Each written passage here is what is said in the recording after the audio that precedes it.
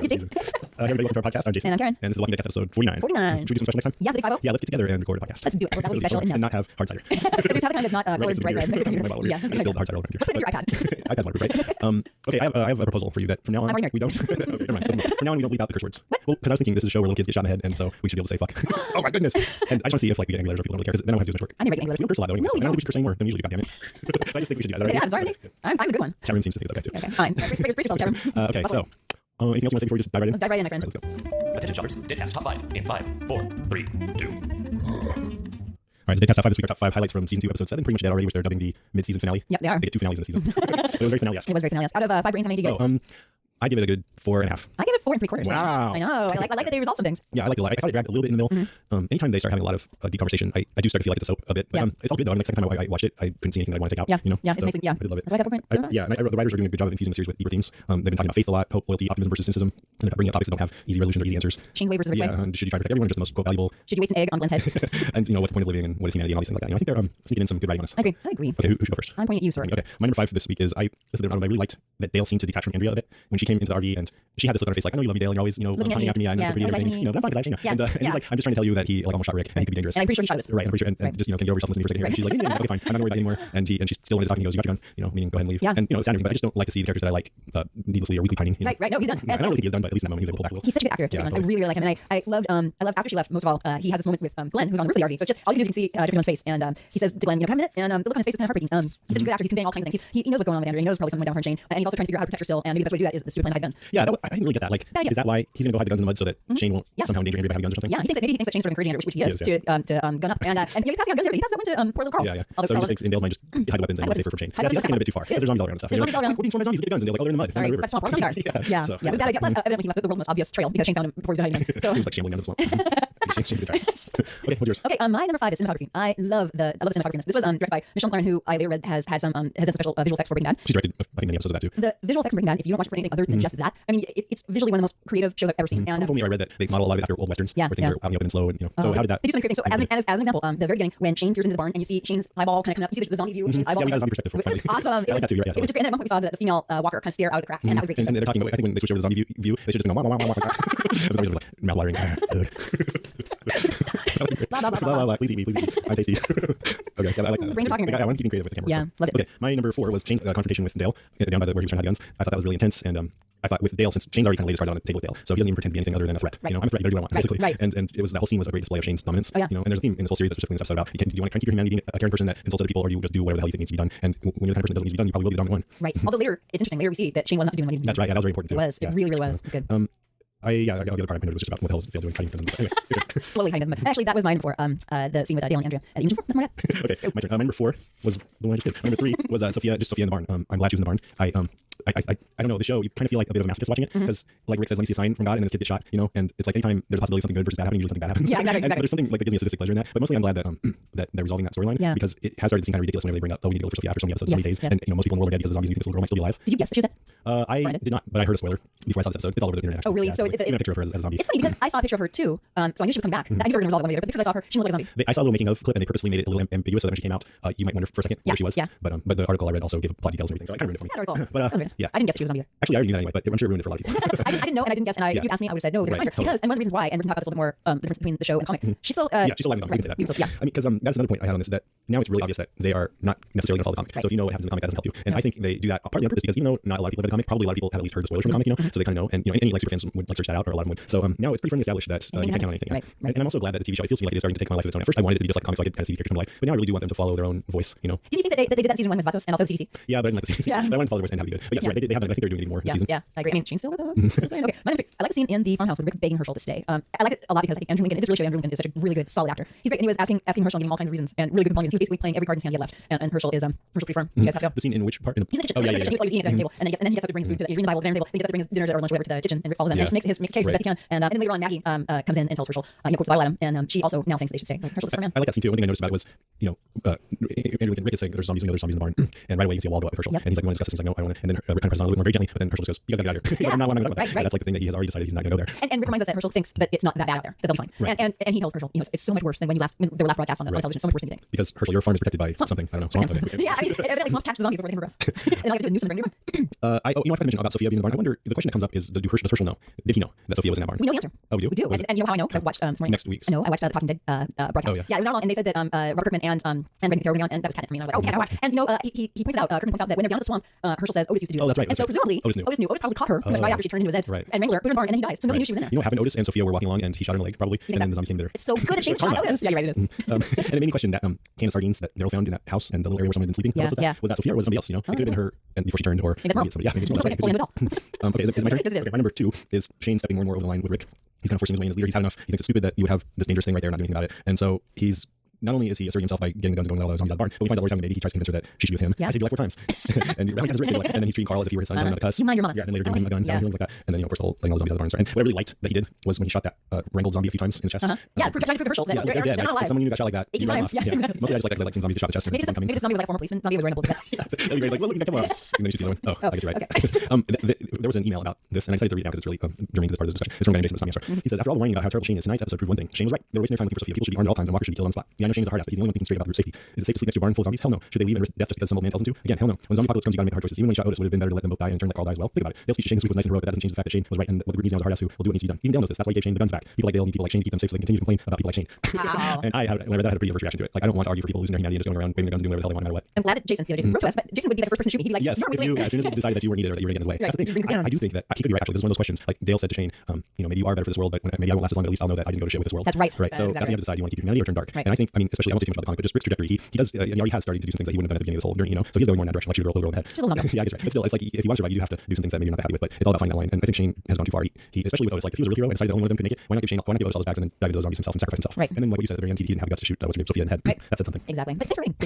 I feel like I just wanted to make clear that I felt an aversion to that, but I can't just say no, it's totally wrong, because I do think that there's a chance guys like Shane will live longer. Of course it would. But it's worth it. it. Yeah. Precisely. Okay, my number 2. The zombies in the swamp. I loved the fact that it kind of explains a little bit why Herschel's farm is so well protected. Evidently there's a swamp all over the place, and zombies just get caught there. Oh, yeah. Sorry, have it again. And have again, Herschel. Anyway, come down. And I love the weird little normal conversation that they were having before they caught the zombies, and Herschel's telling them what to do, and the zombies are snarling in the background. Yeah, and he's like, okay, so here's what It's like they they're do. roping up a deer. Yeah, exactly. It was great. And that's at that point, Herschel is saying, "Oh, just do this," and starts explaining when he knew that Sophia was in the barn. Just really liked it. Yeah, that whole scene was very unique. That's why I liked it. Rick, you're right. Okay, my thing I like the most about this episode was when Glenn mans up and tells Maggie why he did what he did. Yeah. I mean, I really wanted to ask myself, okay, is this just because I like Glenn, but that scene really did have the most impact on me. I was the lump in my throat when the sense of caring guys get hot chicks. Yeah, good. It just feels good, yeah. And I like to see guys like that win. Yeah, So, even after taking an egg on the head. yeah, I mean, what do you mean like should he have just written her off that way? No. She's very temperamental. She's kind of manic sometimes. Yeah, yeah. But I mean, you know what? He did kind of blow it because he told her he was going to keep that secret. So the least he could have done was go to her and say, look, I can't do conscious do this. I'm going to tell everyone sorry. But he didn't bother to do that. He just told him. So I think, yeah, I don't blame her for being a little upset, but she came around. She did. When he finally, he was very slick. He's like, I did protect you, basically, is what he was saying. Yeah, I gotta have you not liking unsafe. Sweet. Chicken chicks love that. And then she said, hey, Walker bait. And he's just like, don't call me that. My number 1 is the final showdown at the barn. I thought it was a great climax to the half season. I loved. I didn't see it coming. Shane went kind of bananas, passed out against everybody. I was completely surprised with Sophia being in the barn. I love the zombies coming out, and I love everything about it. So you were shocked by that, huh? I was. The whole thing? I was. Good to be shocked. It is. It didn't bother you that Sophia wasn't alive? No, it didn't. It didn't bother me. It's sort of You sad. didn't Yeah. care No, I liked having resolve finally. Yes. I mean, sad. It's very sad that Sophia's zombie. It's very sad. She's adorable in the comic, but especially she's adorable when Carl. She loves Carl. She's like, oh, you're my friend. Yeah, exactly. She's really sweet with them. So it's all very sad, but it's nice that it's resolved. I'm like, let's go look for Sophia. Come on. Yeah. And I loved that Rick is finally the one who stepped up and did what he had to do. Another thing that the Talking Dead folks sort of pointed out, I think it was Terry actually pointed out, that they made the zombies appear more human than other zombies have been. They sort of made them. It wasn't just oh my god, kill zombies. It was like these are actually our neighbors and our friends, and look, there's my mom, and look, there's Sophia, and it was incredibly sad. The whole thing was really tragic. Carl crying and Lord comforting him, and that scene would have been even better if one of the zombies was someone that we used to know, so we could get the impact of having to shoot someone. Like maybe somehow Otis would have made his way back. Yeah. They were able to the barn let's go. Right. Come out, Right. something like that. Well, I mean, Sophia being there, and Yeah, Sophia, that right. was what he did. Yeah, it's so tragic. And Shane did not shoot her. He couldn't, and Rick stepped up and did what he had to do. It was really Well, the very first scene of the series is him shooting that little girl in the head too, so he's kind of into that. He's like, Leave it to me. Come here, little girl. I'm Papa. We're done with top 5. Oh no, I got some more notes. Yeah. First of all, Glenn, he compared going down into the well to playing Portal. Did you catch that? Yes. Portal's an awesome game. Is it? And in Portal, you have a portal gun where you can shoot Portal and then you can shoot another one somewhere else. So when you walk through Portal A, you come out where Portal B is. So if you actually had one of those, you could have totally got somebody out of that going down there. So that's a bad analogy on my part. I like how the episode started. They pretty much go straight to the barn, check it out. But first, Maggie's off looking at Glenn and she shakes her head. Yeah. And looks over at Dale and he nods his head. Yeah, exactly. And then I thought the scene where Carol admits to Daryl that she doesn't know whether they'll actually find Sophia was good. I mean, she was good in that, right? Yeah, she was. Cried and everything. She's a pretty good actress. Yeah, and I liked Daryl in the scene too. And I like when Shane said to Daryl, if she was alive out there and saw you coming out meth out with your butt knife gears around your neck, she'd be running the other direction, man. I like that. And when Lori said to Shane, even if it is yours, it's never going to be yours. There's nothing to change that. That shows that when she's been so adamant about that the baby is Rick's. What she's really saying is, I don't know who it is, but I mean, I like Rick. Right. And you have no say in this kid. Yeah, and nobody else needs to. Sniffing around than you do. Just saying. Okay, now no. Oh, there's listener top 5s. Oh, do it. Okay, we got a bunch of listener top 5s this week, and I can't read them all because it would take too long. The show did, a couple hours. Really? No, not that many. But if I start reading them all, it's going to go on too long. So I think what I'm going to do from now on is just read the best, or two or three. So if you send one in, I don't read it. I'm sorry. Thanks for sending it in, and send in another one next time if you feel like it, and then there's a chance to get it on. So this one's from Forrest in Pennsylvania, who we've heard from a couple times before. Forrest. He says number 5, Glenn throwing down the gauntlet with Maggie and asserting himself, showing some backbone, gets some girl. Yeah. Number 4, Rick playing dogcatcher with zombies by the swamp. 3, Andrew's conversation with Dale, where she voices a good reason for respecting Shane. He is a victim. Shane may be able to handle Andrew's observation. There's a lot of explaining where our character's at right now. Right. Shane may not be the best role model probably refuses to be a victim, and I can totally understand her being attracted to that aspect of his personality. Right. Yeah. Number 2, the shootout at the barn and Sophia's death, an incredible scene. I'll be interested to know if Herschel knew of Sophia in the barn all along. No, I guess not. Or if he had no idea that she was the droid they were looking for. We should have R2 come out. That's not your droid. Rick's decision to shoot Sophia is huge because until now he hasn't had to kill anyone he cared about. We've seen many different responses to this personal crisis throughout the series. Wayne's father tried to shoot his zombie wife but couldn't go through with it. Andrea ultimately makes the call to her sister but insists on doing it her way. Herschel catches his zombie relatives with pool steamers, locks them in his barn and feeds them main chickens. Different reactions. This is Rick's moment and he steps forward to take responsibility for Sophia when everyone else even Shane hesitates. And number 1, Shane. I love watching Shane go rogue by inches throughout the season. He's the biggest wild card and source of drama and entertainment in the entire series at the moment. Even though Dale makes an impassioned speech arguing that Shane has allowed himself to be dragged down by the world around him, it's hard to argue Shane when he's screaming at Herschel outside the barn and shooting zombies in the chest 3 or 4 times to make the point they're not people anymore. Shane is totally right. He may be a stubborn, overbearing, pathological douchebag, but in that moment he was right, and I agree. And everyone else steps up with him to blow away those zombies he has with me and it appears that they are. It'll be interesting to see how the Rick Shane relationship gets resolved in the second half of the season. And finally, on the topic of Shane, I can only hope that if or when Shane finally exits the series, he goes out with a huge bang because he totally deserves it. Yeah, I want to see zombie Shane. He's a douchebag with great abs. That'll be on his gravestone. Okay, this one is from Jonathan. Number 5, Shane/Dale confrontation in the swamp just goes to show that Kirkman regrets killing him off in the comics. Number 4, Rick and Herschel capturing walkers in the creek. Number 3, Rick Herschel talked in the house. Number 2, Shane going apeshit and releasing the walkers from the barn. This is like Kirkman's choose your own adventure. What if I let Shane live? Well, go apocalypse now. Brando's what you do. And then number 1, Sophia. Need I say more? That's great. Good list. And finally, this one is from Kelly. I haven't actually listened to this yet, but the first part I did was kind of good. So This is Kelly from DC. I want to give you my top 5. Number 5 is poor Carl having to do homework just tonight. Number 4 is we got our first zombie perspective when the group was arguing in front of the barn and we're looking at them through the barn door. To me, that seemed like it was a zombie looking at them. So I thought that was interesting. Number 3 is realizing that if Shane hadn't killed Otis, we would have known what Sophia was weeks ago. And I love the fact that right away so subtle that if you weren't paying attention to what Herschel was saying in this one, we would miss the fact that he said it was Otis' job to get the zombies and put them in the barn. So he didn't know who was in the barn. Number 2, to me, the scariest moment was with Dale and Shane in the woods. They're both crazy and still has no self-preservation. I think he was a goner for sure. So it was good to see him alive. Number 1 is the realization that I have changed because I remember feeling so sympathetic to Morgan in the first episode when he couldn't bring himself to kill his wife. But yet here Herschel is in the same situation with his wife as his stepson. And yet I have almost no sympathy for him whatsoever. I'm like, letting they're dangerous and they need to be eliminated. So that's my top 5. And one thing, a couple weeks ago in the Talking Dead TV show in the Subway Flashbacks, they talked about Shane's necklace and said that it was his father. So I know that you got that question while going and answer that. So that's it. I'm looking forward to hearing your show. Thanks. There's some very fresh facts in the Talking Dead. I don't know, but thanks for that. Was a great call. That was a great Thanks. call, Kelly. Thank you. The sound, it was a little creepy. Like, That was calling us inside cake. that was awesome. Thanks. Come on, come on, Kelly. All right, let's take a little break. There's more to come. Stay with us.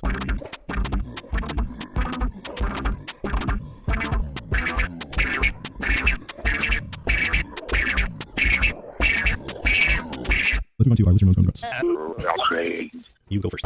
Okay. This is from Rianne. Rianne, I think that's how you say it. So my first question when I heard that tiny growling, as my girlfriend describes it, was, who was hiding Sophia away and why? These people are heroes. Save Shane ended up staying on this farm for weeks with the excuse being to find this one little girl. Instead, Herschel clearly wanting to get the hell out with these split. And seriously, no one thinks up to say, hey, we found a little sick girl in the woods not too long ago. Maybe that's the one you guys were over here getting your big mouth looking for. Yes, love podcasts. Intro music kind of scares me. I see it every time. Aww. Thanks for writing me. You know what? I think we answered. Yeah, I mean, it's not totally for sure, but it's probable, right? I think it's totally for sure. Well, how do you know? Like maybe. Otis is doing anything. Yeah, but Otis. He disappeared one time. Otis probably he may have had help sometimes. I think they said Otis gets him halfway up, and then you know what I mean. Like it's not for sure that they didn't see. It might have been the whatever red shirt was down there with him. Who is that guy? See in the minute from next week, which no, I guess not. There's a clip, there's a clip from episode 8, and they're arguing about whether Herschel knew. So I don't think it's for sure, but it's most likely. And for some reason I have the next. Okay, I don't know. I don't know why either, but I'm running with it. This one's from Jonathan. Anybody else a little disappointed that they're still at the farm for what looks like a few more episodes? I would think at least one more, but since the barn walkers are gone, it's going to take something bigger to get them out of there. So in that, I'm a little bummed. Yeah, I wish it would move along more like the comic does too. But I really think that because they got their budget lower, they had to stick with one set for the whole season. That's what I think is going to happen. Although we don't know for sure. Yeah, but, no, we don't. So I think they're doing a pretty damn good job considering if that's the case. Yeah, What do you think? Are you bummed about that? I'm bummed. I like farm. I'm not ready for them to resolve it yet. How many episodes are in the next half 6. season? So we'll see. They might. They might. They might. Okay, let's move on. This is from Daniel. Listener Daniel sent in an extensive theory of how different aspects of zombies work in the Walking Dead universe. It covers how virus transmission occurs, why you don't see zombie animals, what happens in the brain afterwards, how zombies and squares of natural selection, and more. But rather than read it, because it's like a couple pages long, I published it as a guest post on WalkingDeadcast.com. So check it out and let us know what you think. By the way, read that if you feel like you want to submit something, or actually you can submit something like that. But as long as it has to do with zombies and it's interesting or entertaining or both, then maybe I'll post it on our website. Or if you have an idea for something you want to write, you could send me an email, ask me, and before you all work. That'd be cool. I like to put some more content out there besides just announcing when we have an episode out. Yeah, exactly. Okay, this one's from Lem. Hey, Jason Karen, you two can add this to your Christmas list for the zombie apocalypse. So this is it's a zombie mobile safe house device. It looks like a little turtle shell. It's so But it's reflective, so it like reflects the background. Are we going to link to it on Facebook or website? It's so cute. It's actually not so much a turtle as it is igloo/slinky/ what is that called? That's not, is it aardvark? I don't know. That could be an aardvark. It's a little emoji shell. It's super cute. And it's great. They got a whole little, it's almost a fake ad for this zombie protection device, the Vagabond mobile safe house device. And it's really incredibly cute. Kids love it. And I think it would be also incredibly boring during the zombie apocalypse. Yeah, because just looking at that thing, you can only fit like 2 people in there. I get claustrophobic just looking at it. And thinking of being in there with whoever else ended up, and then you know there's zombies all around, you can't really do much. Or you can like scoot along like they do in the cartoons. Yeah, exactly. That's the thing. It is mobile, right? So you can pick up a shell with you and park it in different places. Armadillo. I think Armadillo. Yeah, That's so we'll put a link up. Okay, this is from Peter. Jason Karen, I don't have this product nor am I endorsing it, but when I saw the ad come in my emails, I realized how important a solar-powered iPod dock would be when a zombie apocalypse happens. Without this, all our iPods, iPads, iPhones become just cool paperweights. Maybe I don't want to be scrolling down the road with my earbuds and tuning the rest of the world out, and they become lunch for some random walker coming behind me. Yeah, when I saw this, I immediately sent it to Jenny, my wife, because she has not made the transition from paper books to iPad books like I have, and she always says, well, if there's an apocalypse, then you're gonna be screwed. I'm gonna get my iPad solar charger to keep it alive for at least another 5 years or so. But you can't download any new books. Well, I can find ones, but I have a bunch of books on there. Do you? Okay, you're Yeah, gonna I download some more books. After the apocalypse, your iPhone won't work. What? Well, Well, you also can download music on there. Yeah, I You suppose. can listen to Metallica as you get chomped. Soundtrack being eaten. Yeah. Thanks, Peter. Peter. From Swamico. Swamico, Wisconsin. This next one's from Aaron. Hello. First off, let me say that I'm on the podcast. I enjoy hearing your impressions on the episodes as much as I enjoy the episodes themselves. Almost as much. Thanks, Aaron. My comment is regarding what was whispered in Rick's ear at the CDC. I've always thought that what was said is we created the outbreak. Wow. As in the outbreak was man-made and not of natural happenings. Since the guy was one of the head scientists at the CDC, he may be privileged to such information. Perhaps he had a hand in creating research and virus. I'm not saying they wanted the outbreak to happen, but perhaps things went wrong. Learning this information, I can understand why Rick would just have this first look on his face and the scientist would want to end his life. Just my thoughts. Keep up the great work podcast from Aaron. Thanks, Aaron. Wow. What do you think? I think he said you guys are all infected already, and there's nothing you can do to stop it. And my theory is that one of the characters is going to die not by a zombie bite, and Rick's going to say, you better move that body somewhere else because he's coming back, because that's what Jenner said. You know? So basically, when everyone dies, they come back. Yeah. Unless they have a hit. Yeah, that's what I think. That's like Jenner says, you're going to be a zombie no matter what, even if you don't get bit by one. That's what most people think he said too. Really? Is that mask? Is that all consistent with the comic? Yeah, it is. No kidding. Very interesting. So, but who knows? I mean, most people are speculating that, so that might be one reason why they might be like, oh, everybody's already speculating, so I think something else that he said. Yeah, I like Aaron's theory. I think he said, I'm okay, you're okay. You know, you said you're zipper down. You're really hot. Okay, this is from Jaden. He says, I don't remember this being mentioned on last week's show. With how Rick reacted to Lori's pregnancy, we now know that Jenner didn't tell Rick about it. It was the most logical choice with the secret list, so now we're telling Derek. Guess what? Did Jenner tell Rick? Yeah, that's a good point. Because if he would have said Lori's pregnant, then Rick would have been so surprised. Right. Unless he's really the actor. Yeah, and Rick would have told Lori. Yeah, probably. Yeah. He's an upstanding guy. Yeah, yes. That's a big secret. Oh, that's really interesting. Wow, now my whole world is wrapped. Thinking wrong. Exactly. No, right. Papa Burnham. This one comes from Doubt. Am I saying that right? Doubt. Oh, Doubt. No, it's Doubt. You guys listed me as Chad when you played my phone call, and I'll actually tell you my name is Doubt. Pronounced Doubt. Just wanted to correct mistake. You guys are must listen to after watching the show. I got to have it later episode on iTunes and watching it. And after watching it, listen to your podcast immediately later after. Thank you guys for a great listen. Thanks, Chad. I doubt it's Chad. Okay, thanks, Chad. Sorry about that. Yeah, I remember that too, because he actually sent in 2 calls, and one sounded like he said Chad, the other one sounded like Dallas. So it was neither one of those. Doubt. What kind of name is Doubt? That is Indian. It's really great. I don't know. Thanks for This one is from Eric. This show is a little soap opera asking how even when someone dies, they will eventually come back. No one really dies in soap opera. Except in Walking Dead, then they do the same body part, and they try to eat you. That's the difference. Otherwise, good point. Thanks, Eric. This one comes from Peter. I wanted to weigh in on my theory about passive Daryl and my looking for Sophia. It might have been your last podcast or the one before, where someone mentioned that not everyone is going to turn into an action hero in any post-apocalypse scenario. That is absolutely true. And we destined in a zombie apocalypse, things will become a lot more black and white, including people's true nature. Carol was a victim in an abusive relationship before everything went down. Odds are she was abused as a child and had been a victim her whole life. That's true. A few blows with a pickaxe to her husband doesn't undo 34 years of conditioning. She's not inclined to be a strong and assertive protector, even for her daughter. She's led her life being told what to do, and that is she's not good enough. And that she's not good enough. Interesting here. Yeah, you're probably right. Yeah, I've been looking at her arc through that lens of she was an abuse victim, Yeah. and that does make more sense that she considers herself weak and passive, and the way that she tries to nurture the Daryl, she's always kind of a codependent vibe about her. She wants to make it for everybody. Right. And, I think they're doing a pretty good job of making her a believable real character, whether you like her, respect her or not. Right. Yeah, I agree. I like by the way I like Daryl was annoyed with her getting out on her daughter because of his history of being lost in the woods, and Yeah, when he found his own way back, but he probably liked being before. I wonder what Daryl thought when Sophia came shambling out of the barn. Damn it! I practically died looking for you. Oh well. Yes, probably that. This is from, I think, J-Matt. In regards to the zombies being sick, I think it's a ridiculous stance unless you can turn into a zombie without dying. You see, Andrew's sister died and then turned into a zombie. But we also had a tall, lanky guy who got scratched on the abdomen when the walkers at the camp. We don't know if he died, but we do know he was turning into a zombie. So if they're already dead, how can they just be sick? We saw on the screen in that big center in Atlanta that they blew up, the brain was dead, then came back as a zombie. They died first and came back in a completely different form. You can cure that considering they're technically dead. I'm curious to see if they really develop that idea more, the cure part similar to I Am Legend, because it make for an even more compelling story, and you could probably add another half season based on that first one. He wrote this in before this most recent episode, so yeah, they already did kind of cover it, but it wasn't very extensive. It was just in the form of Shane shooting a guy 3 times and saying, look. Let's see if they bother with it anymore. They did definitely address it. They're not just sick. They need a headshot for a shelf for that. Okay, this is from Jobutu. We're in last week's episode. Did kind of see the Shane Andrew thing coming. Did not see Dale getting in Shane's face about it though. That was pretty fun. I bet Dale's eyebrows would win a fight if Shane's earlobes would again. I agree. I think Shane Deerlobes would win. Okay, this is from Ryan. He says, one thing that was clarified by the Secrets episode, the guy from the CDC did not tell Rick that Lori was pregnant. Oh, yeah, we covered that. Okay, then we have one call. This is Meg from Megan in Pennsylvania. This is kind of a long one. So here we go. Hello, this is Megan from Pennsylvania, and I have just a few words about last night's finale for fall, and those are holy freaking crap. Okay, I have more words than that. But this was, in my opinion, as a huge fan, it was a lost quality ending for an episode. It was just that take your breath away, didn't expect it moment that you'll never forget every time you saw that episode. That wanted to happen. The trailer struck me with the camera setup of how they shot that scene at the end, and I thought it was really cool when they handled the aerial of the zombies sort of screaming out of the barn slowly, and the people lined up firing at them. And I also really appreciated some of the nuances that drew into that long scene where they showed Glenn asking Maggie permission to go shoot at them, and the way they sort of totally nodded their heads, said yes. I noticed Herschel sit down and he goes just, the emotion he was from his facial expression alone. Yeah, did you notice that? No, I where didn't. he kind of looks at her for a second and she goes, okay. Yeah. And then he takes off the shirts, yeah. Yeah. Fantastic. And I think you could kind of see which one of them was his wife, or one of them kind of was pressed up a little bit of water or something on, and it showed his face right after that, but I think that was meant to be his wife. One thing that really bothered me was that they did not seem to figure out that this was Sophia. They don't people talk to each other, they don't people from the farm, they don't have a description from the others about Sophia. They should keep a zombie roster. They'll clip forward. Yeah, Yeah, inventory. Okay, so I don't know if anyone lives or something, so I'm wondering if anyone just couldn't, be able to admit it. Also, I mentioned that Shane was actually crazy in this episode, but I kind of sort of agree with him now. I realized that, we're helping the Barn zombies and dragging them back into where they're living really kind of the last straw, and Shane had to kind of take charge. I'm not sure I'll agree with everything he does, but he does take charge, but I think, people kind of realized that he was right on some level. And I'm really excited to see what happens when they come back, if he tries to kind of take over and take it hostage or what happens. They kind of seem like Herschel's last power, obviously. And one other comment I want to make, I think it's really cool that on the show we have Daryl and Merle Dixon and as brothers that are sort of totally hunters. And my dad and grandfather are Daryl and Merle Whiteley, which is just super weird for word, and I come from a family of hunters. And today was the first day of season in Pennsylvania, which is always huge here. And as I was this morning in the dark, walking into the woods, I was scared of them. I'm not kidding. I kept hearing crap around me, and I was 12. I moved in the woods and tree limbs, and like that. I was terrified. For about the first half hour, I was like, about me. Just the influence of watching the show while being out there was kind of funny and scary at the same time. So those are my comments. Sorry for the long message, but again, holy freaking crap. Oh, and my zombie noise is cat inspired. Thanks a lot, bye. Scooby-Doo. Thanks, Megan. Wow, they get some good college Pennsylvania accent. I had that experience recently when I was in this place that I can't talk about where I was surrounded by zombies. I was like, Wow, just it feels like like, I'm surrounded yeah, by whoa, this is freaky. I wonder where you were. Enjoyed it. Okay, shall we move on? Let's move on to comic talk. If you don't want to hear spoilers, you should definitely listen to this section. No, wait, don't, because we're talking about the comic. So how's it similar? Not very. No, again, some of the big meta things are similar to Barn, for example. The difference is in the comic, the Barn sort of opens by accident when they're trying to wrangle some zombies in and kind of get out of control. And then they eat a bunch of Herschel's kin. Yep, they eat kin, Yeah, right. which would have been more awesome than what happened in this episode. Nobody got eaten. Nobody got eaten, but a lot of zombies got in the head. Yep. Yeah, you're right about the themes too, like the theme of keeping humanity in the face of the zombie apocalypse. That's in the comic a lot. Exactly, and that's certainly a theme in this. Also, I think a big difference is Shane changing everything. He's changed the dynamic of the story in a number of different ways. He caused a lot of drama. His whole thing with Andrea, his whole thing with laying his head out of the barn. He killed Otis. He's provoking Lori. He might be the father of the kid. What's up, Andrea? Yeah, all of this is pretty dramatic. He changed everything being around still. Yep. In the comic, Herschel never hid that there were zombies in the barn. Nope, wasn't a secret. By adding that into the show, that's one way that they've made good use of the budget dollar by stretching that. Yeah, It's a good story. I like it. Yeah, I agree too. Sophia in the comic, she's still around. Yeah, she's last, yeah. Yeah, that's a whole Yeah, her different. and Carl hang out for a long time. I kind of don't like Maggie Glenn better in the comic than they. Really? Yeah, I mean, sorry, Maggie Glenn as a couple. Maggie and Glenn, or Glenn as a character, you all know how to do that. So you're saying you don't like Maggie, basically. You don't want anyone to be a play. No, I didn't No, really, you just don't like them as a couple. No, I What's do really going like in the comic. They definitely are together and you don't see them really fighting much. At least not on? yet. Isn't she kind of, she's got an edge to her in the comic too? Where she like teasing him and stuff and. Maybe later in the comic, but where I'm at right now, in the comic, which I think where the show is in the comic. Yeah. No, they're in love. Oh, I thought at first she could like tease him sometimes. She declares to Herschel right up front, we're in love. After about a day and a half. Totally don't remember. And in the probably more realistic, they're fighting.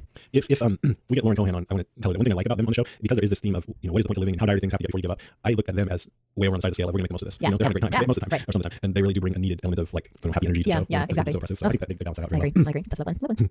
Andrea and Dale were a couple in the comic, but they certainly aren't No. yet here. I don't think they're going to be a couple. And I'm not liking Andrea now. Like this Really? episode especially. Yeah. I mean, I can see where she's coming from, but she just seems so full of herself. Yeah. I don't like that. She'll come around. I think she's still kind of broken right now. Yeah, maybe she will. You're right. And Daryl isn't in the comic, but he's all over the television show, and it looks like I'm really surprised he can Daryl together. I know. I wonder about that. This time it looked like when she was there at the stables and she was saying, I don't want you to die, and he kind of walked close to her, and it looked like they were having a moment, and then he threw a saddle and called her a bitch. I think that was a tease. Yeah, and the place with everyone's room that hurt. Yeah. I'm just looking at the chat here. We've done a horrible job. We've done a horrible job. We love you in the chat room. We're really, really sorry that you're so bad. Yeah, she's very smirky now. We're gonna call her Smirky from now on. Who's Smirky? Here we go. Oh. Okay, this is a listener comment from Eric that had to comment, so I'm gonna read it. I just listened to the Secrets podcast and I wanted to comment on how the Shane-Lori relationship came up in the comic. When Lori tries to tell Rick about the relationship in the comic, Rick actually cuts her off and says something along the lines of how there's some things that he just couldn't handle knowing. So he just doesn't want to hear it in the comic. Yeah, that's what I remembered. So that's something that's different. This is from Jonathan. Wow, what an intense episode last night. I'm up to trade paperback number 10. Although I thought it was kind of strange that Sophia hadn't found it, I wasn't expecting that. I thought Shane gunning down Otis for zombie food was Kirkman, but this is Kirkman at his best. Yeah, I agree, Yeah, totally. yeah. You're right, dude. Yeah, those endings are total Kirkman, and I want every episode to have an ending Me like that. too. I told my wife that now she's still alive in the comics so far. No way she's a walker. I guess as a new parent with a 15-month-old girl, that seems tough to watch. But it was great that they had Rick put her down. It was the only way to rationalize what Shane and company just did. And it's crazy how that barn scene, I almost felt a little sorry for the zombies. Never thought I felt that way towards them. Yeah, interesting. Wait, I don't get the way he's saying that Rick shooting her was the only way to rationalize what Shane did. I don't really get that. I don't either. Yeah. Sorry. Need to You explain. You explain. Should we move on? Yeah, let's do. Okay, let's move on to next year on Walking Dead. We don't actually know too much. Yeah, this one's, well, we know that it's going to premiere on February 12th. Jot that down in your calendars. We know that it's called Nebraska. Also the name of a great Bruce Springsteen album. It's written by Evan Riley and it's directed by Clark Johnson. Haven't heard either one of those two. And Evan Riley I have heard of, I think he wrote another episode this season. Okay. Yeah, so that's all we really know. They haven't released too much yet. I'm sure we'll know that more as we get closer. Okay, I'm gonna play a little clip that's just like a minute of that they put out of episode 8. Hopefully by hearing the audio, you'll get something from this. Here we go. Off my way. What are you doing? Hey, what are you doing? Don't almost out of the Rick. Hey, let's get out and tell you right now, this son of a bitch. Hey, no, he's not like that. He put his own does. Put his own name, get off the waters. So you just start an insurrection, hand out guns, and that's for his family. He's dead, right? He is. He just murdered. No, I don't care what you think. I was handling it, bro. I was handling it. You just made it. That's how those words. Look for a little brother. Every single one of us knew was dead. What you did. Make you just delusional, that guy. Handling, huh? Wow. I was thinking I should have put a couple of gunshots in there. Oh my god. Wow, you're handling it, Rick. Not. She's annoying. Yeah. Time for you to get your earlobes again. Yeah. Shoot those earlobes off. I just made back for you. Too easy. Okay, ready to close out? I am. Okay, that's our show, episode 49. Thanks so much for listening, everybody. Thanks, everybody. I have a correction from last week. Jaden Walker gave us a really cool piece of music to play, and I gave the wrong website for him. It's theeternalmusic.com. So check that out. There's a whole bunch of really cool music there that you can find. And he's on Twitter at theeternal. So thanks again, Jaden. Anyway, this episode. So, like Karen mentioned, The Walking Dead is on hiatus for a little while. The TV show, most people probably that, maybe some didn't. So the next episode is not going to air until February 12th. But something else. Karen's about to say. But we are not going on hiatus. We're not going on hiatus. We're going back to our bi-weekly schedule. Then we're going to be recording every other Friday. Our next episode is Friday, December 16th. Do you want to do the live broadcast while we Yeah. hiatus? Okay, Yeah. so what time should we record? Oh, that's a good question. Do earlier. No, I say we record at 2:30. Oh, wait, that's tough for Oh, it you. is earlier. That is earlier than 5. Okay, well, we should figure it out. We'll figure it out at 2:30. 2:30? Okay. Okay, we're going to do 2:30. There'll be like one person on. I know. We'll try it out. See how it goes. Pacific time. So 5:30 East Coast. Yeah, and by the way, or anytime if you'd like to give us a call, you can call us at 650-485-DEAD. That's 650-485-3323. You can email us at brains@walkingdeadcast.com. You can check out our website in the comments at walkingdeadcast.com. We're also on Twitter at Jason Karen and on Facebook at facebook.com/deadcast. All right, that's our show. Thanks for listening. Don't have to go in the mud. Or shot. Good shot, zombies. Fight. You know, curse a lot, though, anyways. I don't think we should curse anymore than we usually do, goddammit. I'm here to talk like that again. Hey, my name's Greg Nicotero, and you are listening to The Walking Dead Cast.